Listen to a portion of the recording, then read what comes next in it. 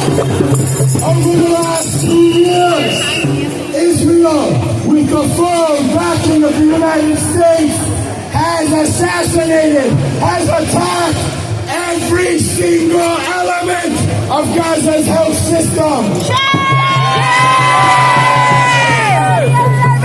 These people are the enemies of life. They are the enemies of progress. They are the enemies of all of humanity.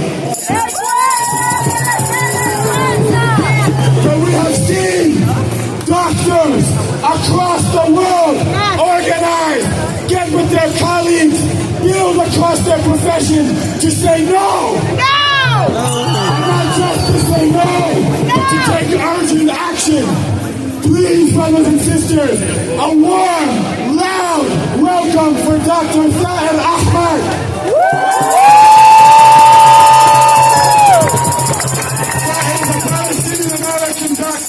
Who has been to Gaza many times to treat his people, to continue to support their steadfastness. Welcome Zahir to the stage.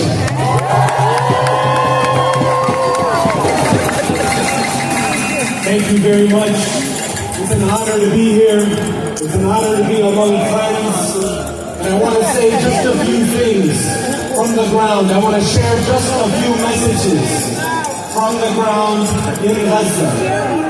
I want to start by saying that Shifa Hospital, a hospital that I have been to many times, is currently surrounded by Israeli tanks.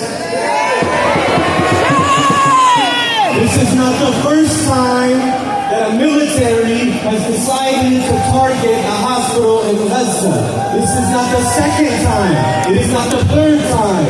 Unfortunately, the Israeli military would like to normalize attacking hospitals and doctors and nurses and ambulances and paramedics.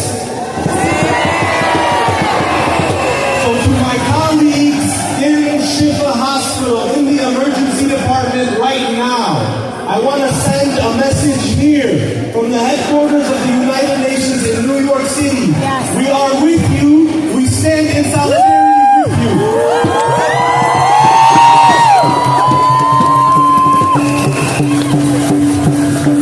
In June of last year, a child named Rasha, 10 years old, survived an Israeli airstrike on her home in Gaza City.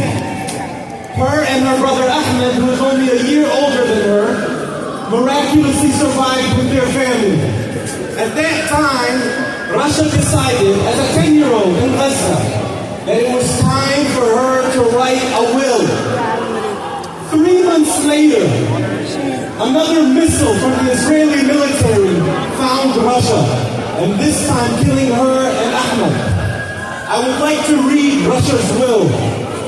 I would like her words to be spoken here today.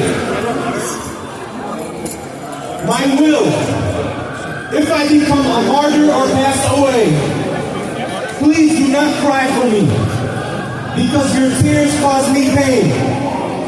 I hope my clothes will be given to the needy, and my accessories should be shared between Rahab, Sarah, Lana, and Batul. My monthly allowance of 50 shekels, 25 to Rahab, and 25 to Ahmed. My stories and notebooks to Rahab, my toys to Batul.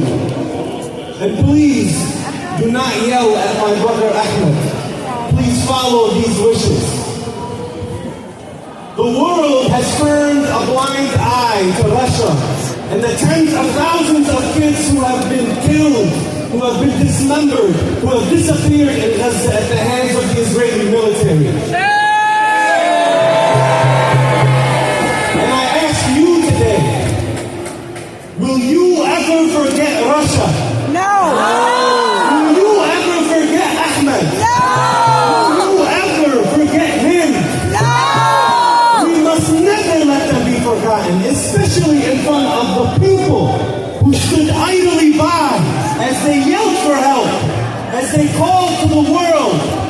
We must never forget them. Preach!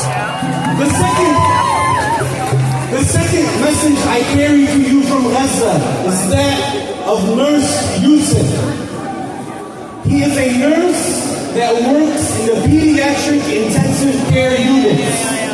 He has watched as the military cut off electricity and as children in incubators at Rentisi Hospital suffocated to death and died alone.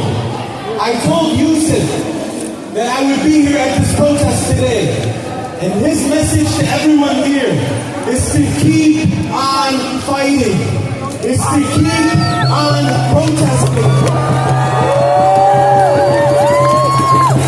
They have no hope in any international body. They have no hope in any world government. They have no hope that politicians will stand on the right side of history.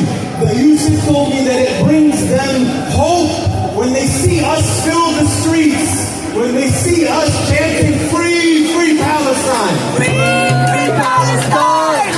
And the final thing I will say is a remembrance of all of the journalists, the truth tellers, that have been slaughtered in this country.